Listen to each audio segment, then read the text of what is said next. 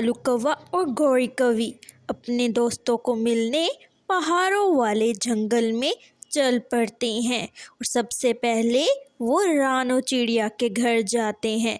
रानो चिड़िया के घर के बाहर ज़ोरों से दस्तक देते हैं और रानो चिड़िया घर के बाहर आ जाती है। गौरी, कालू, कालू दोस्त, आप यहाँ क्या कर रहे हैं? आप मुझे बता तो देते कि आप मेरे घर आ रहे हैं। चिड़िया बहन, हमने सोचा आज चल के हम अपने चिड़िया दोस्त को मिल लाते हैं, काफ़ी समय हो गया था। अच्छा कालू भाई, आप अंदर आए। ऐसे ही रानो चिड़िया कालू कौवे और गौरी कौवी को अंदर ले आती है। आप दोनों ने अच्छा किया, आप अच्छे समय पे आए हैं हमारे जंगल।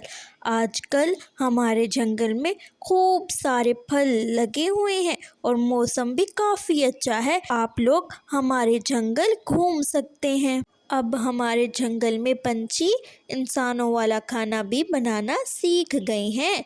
आपको कालू पता है क्या? मैं इंसानों वाला खाना खाऊंगी, मुझे बड़ा पसंद है इंसानों वाला खाना। ठीक है गौरी, मैं आप दोनों के लिए हलवा बनाती हूँ। ऐसे ही रानो चिड़िया अपने किचन में जाकर कालू और गौरी दोनों के लिए मज़े मज़े का हलवा बनाती है। जैसे ही हलवा तैयार हो जाता है, कालू और गौरी के सामने रख देती है। कालू और गौरी दोनों मज़े मज़े से हलवा, गाजर का हलवा खाते हैं।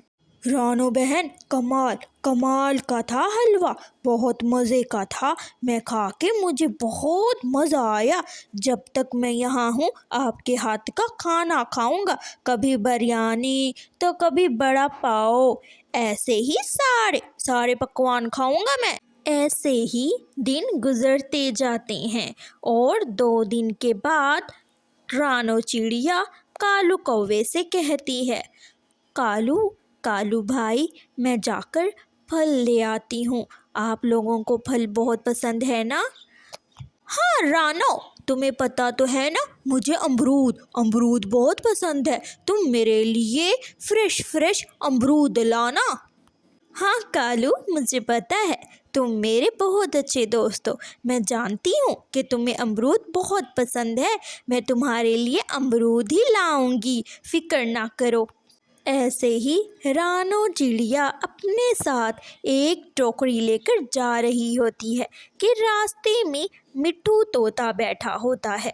मिट्ठू तोता रानो से कहता है, चिड़िया रानी, आप कहाँ जा रही हैं सुबह सुबह इतनी बड़ी टोकरी लेकर? मिट्ठू भाई, मेरे घर में कालू कौवा और गौरी कौवी आए हैं, मैं उनके लिए मीठा फल लेने जा रही हूँ।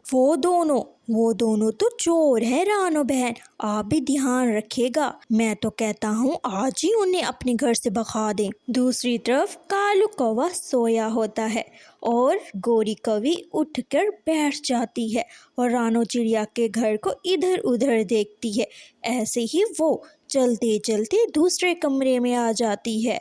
जब गौरी की नज़र एक संदूक पर पड़ती है, वो उसके करीब जाती है, जाकर संदूक को खोलती है।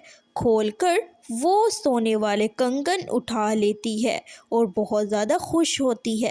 भागी भागी वो कालू कौवे के पास जाती है। कालू, उठो कालू, ये देखो मैं क्या ले आई हूँ। सोने के कंगन ले आई हूँ। चलो भागो, अब यहाँ से भाग चलते हैं, हमारा काम खत्म हुआ। दूसरी तरफ रानो चिड़िया फ्रूट के पेड़ पे बैठी होती है, एक एप्पल एक मैंगो तोड़ती है।